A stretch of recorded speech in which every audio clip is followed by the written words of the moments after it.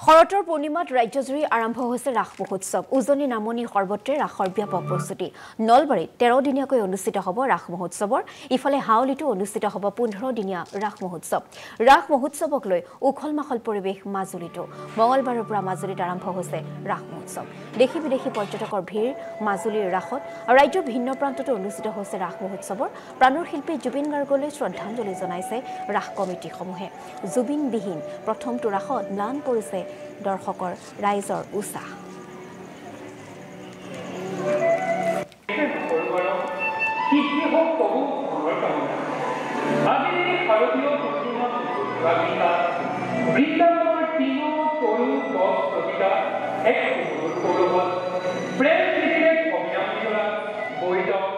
এই সন্দৰ্ভত আমগুৰিৰ পৰা নৱ চেতিয়াৰ এক প্ৰতিবেদন আগবঢ়াইছে। নগৰী মাজুলীৰ সমান্তৰালভাৱে সমগ্ৰ ৰাজ্য এতিয়া কৃষ্ণ বন্দনাৰে মুখৰিত হৈ উঠিছে আৰু মই বৰ্তমান উপস্থিত আছো ঐতিহাসিক শিৱসাগৰ জিলাৰ সাফুলটিং বৰনামঘৰত আৰু এইবাৰো ৭১ সংখ্যক শ্ৰী শ্ৰী ৰাস মহোৎসৱ ইয়াত উদযাপন কৰা হৈছে আৰু ছদিনীয়া বৰ্ণাঢ্য কাৰ্যসূচীৰে এই ৰাস মহোৎসৱ ইয়াত এইবাৰ আয়োজন কৰা হৈছে। মই পোনে পোনে এই দৃশ্যাংশ দেখাবলৈ মই অনুৰোধ কৰিম। ক'ব লাগিব যে ঐতিহাসিক যি সাফুলটিং বৰনামঘৰ আৰু যি কলাকৃষ্টি কেন্দ্ৰৰ উদ্যোগত এইবাৰো ছদিনীয়া বৰ্ণাঢ্য কাৰ্যসূচীৰে শ্ৰী শ্ৰী কৃষ্ণৰ যি ৰাসলীলা আচলতে ইতিমধ্যে তেখেতলোকে আৰম্ভ হৈছে। আজিৰে পুৱাৰ পৰা দেখিবলৈ পোৱা গৈছে অগণন ভকত বৈষ্ণৱৰ ইয়াত সমাগম দেখিবলৈ পোৱা গৈছে আৰু বহু দূৰ দূৰণিৰ ভকতে আহি ইয়াত সমাগম কৰা পৰিলক্ষিত হৈছে আৰু মই ক'ব লাগিব যে বহু জনশ্ৰুতিৰে ভৰপূৰ এই ভাগ আচলতে ৰাস মহোৎসৱ চলি বুলি ক'ব লাগিব, কিয়নো আৰু মোৰ লগত ইয়াৰ উদ্যোক্তাসকল আছে যি ৰাস মহোৎসৱৰ তেখেতলোকৰ সৈতে মই পোনে পোনে আছো। মই কথোপকথন কৰিম। এইবাৰো আপোনালোকে আচলতে এটা ছদিনীয়া বৰ্ণাঢ্য কাৰ্যসূচীৰে ৰাস মহোৎসৱ ভাগ আয়োজন কৰিছে। কি ক'ব, কেনেকুৱা ধৰণৰ প্ৰস্তুতি আৰু কি আছে ইয়াত? 1955 চনতে স্থাপিত সাফুলটিং বৰনামঘৰ কলাকৃষ্টি কেন্দ্ৰ ইতিমধ্যে ৭১ সংখ্যকত ভৰি দিছে। আমি প্ৰায় স্থানীয় 24খন গাঁৱে একত্ৰিত হৈ অনুষ্ঠান ভাগ আমি গঢ়ি তুলিছোঁ। ইয়াত এটা বিশেষত্ব আছে যে আমি সকলো ৰাইজ একত্ৰিত হৈ আমাৰ বিশেষকৈ যুৱকসকলে আজি এই পবিত্ৰ দিনত ধৰ্মপ্ৰাণ বৈষ্ণৱবৃন্দলৈ আদৰিবৰ কাৰণে আমাৰ প্ৰস্তুতি চলাইছোঁ। আমি এই বছৰ আমি 6দিনীয়া কাৰ্যসূচী ৰূপায়ণ কৰিছোঁ। ইতিমধ্যে কালি আইসকলৰ নাম শেষ হৈ গৈছে। আজি মূল স্থানীয় ৰাইজৰ দ্বাৰা পৰিৱেশন কৰিব ৰাসক্ৰিয়া মহোৎসৱ দিনৰ ভাগত বন্তি প্ৰজ্বলন কাৰ্যসূচী ইতিমধ্যে চলি আছে। ইয়াৰ পিছৰ আৰু বাকী 4 দিন ভাওনাৰে এই অনুষ্ঠানটো ৰূপায়ণ কৰা হ'ব। ইয়াৰ মাজতে বিভিন্ন স্মৃতিতৰ্পণ, শ্বহীদ তৰ্পণ আদি বিভিন্ন ধৰণৰ কাৰ্যসূচী আছে।